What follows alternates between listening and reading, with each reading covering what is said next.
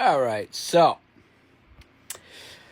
18 days ago, I ran into an old friend at Cumberland Farms. I was making my coffee, you know why? Because I don't like it when someone else makes my coffee.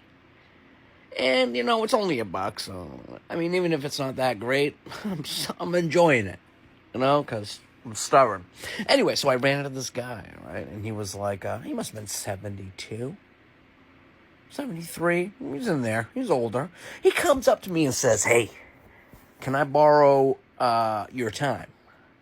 Can I borrow a couple minutes of your time?" I said, "Okay. What do you need?" He says, "Well, I saw a squirrel crossing the road about 10 miles back."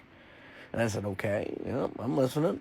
And the squirrel had something in its mouth that it was gold in color. And I said, "Okay." And he's like, "Well, here's what I need you to do.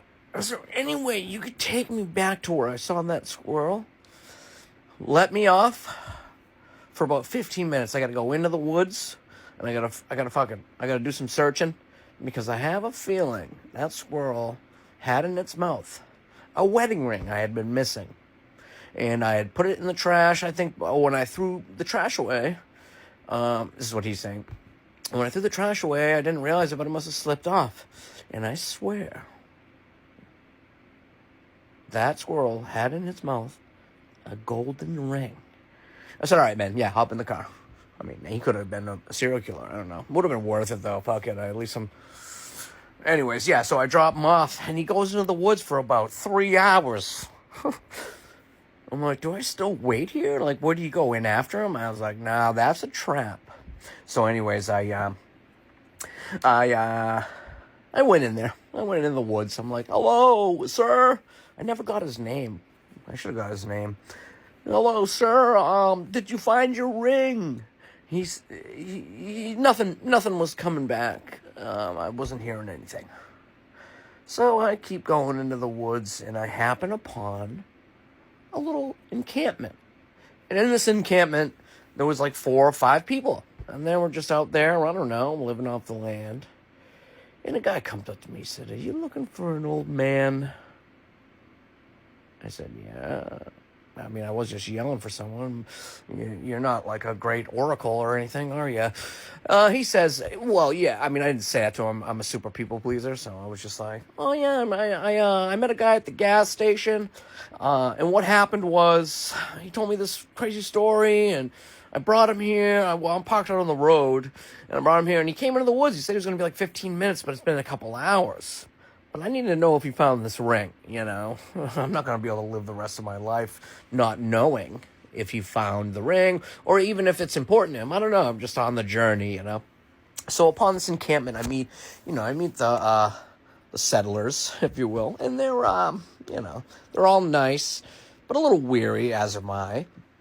Anyways, the guy said he had come through that encampment not too long ago, but he was disheveled and almost looked scared. I said, "Okay, well, what was he saying?" He said someone had kidnapped him and threw him out, and he jumped out of the car up that way. I said, "I don't know. Well, this guy's just telling stories, just trying to get from A to B. Not a bad way to exist." I'm like, man, maybe that's what I should do. Just start fucking telling stories, just to get from A to B to C to D, you know what I mean? But anyways, I'm not interested in this guy anymore. At this point, I'm more interested in this encampment. I'm like, listen, the guy, I did him a favor. I dropped him off. He's looking for his gold ring. I think it's a wedding ring. It has some meaning to him. I dropped him off up there. He came into the woods, said he was going to be back, blah, blah, blah. You saw him? All right, it's good enough for me. I'm going to probably head out of here and just let him know if he comes back through. I came looking for him. I just didn't want to ditch him. 72. He was pretty pliable. The guy ate avocado ice cream. He had to have. Anyways, but I'm more interested in this encampment at this point. So I'm hanging out. I'm like, "Oh, you guys got a little area out here, huh? I never knew this existed." He's like, "Oh, yeah, we've been out here 18, 25, 30 years. I said, "Shut the fuck up."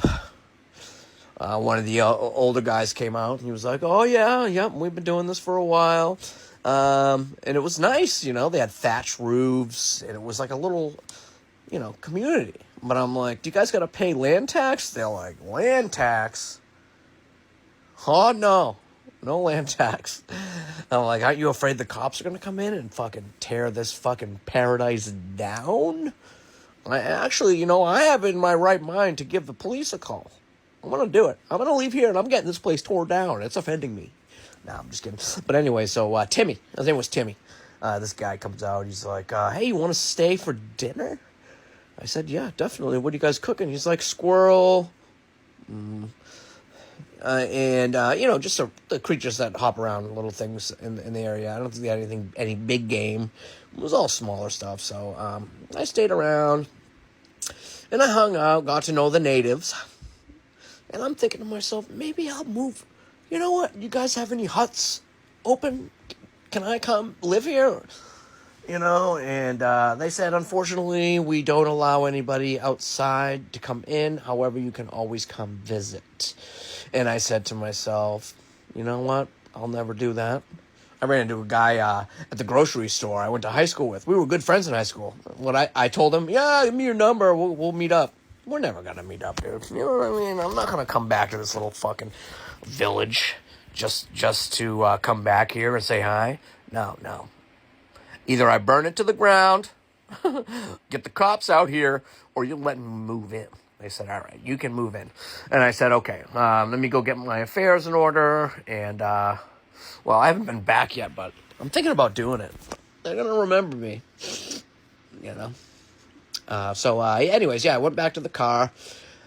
I hopped in the car, kind of drove around a little bit thinking about what just had happened. I was thinking about the 78-year-old man who I never got his name, who went into the woods chasing the squirrel with the ring in its mouth, you know. And how did he see that? And why did the squirrel take this golden ring? Maybe the squirrel... Anyways, I'm driving kind of in a stupor. I'm just thinking to myself, what was that? What just happened? You know? And I think about that, man. And I think about that village, too, you know. They were out there just kind of doing their thing. And anyways, I finally got back to my house. And I realized... I don't know where the story's going anymore. Because what I'm doing is just creating a story from nothing. I'm just pressing play.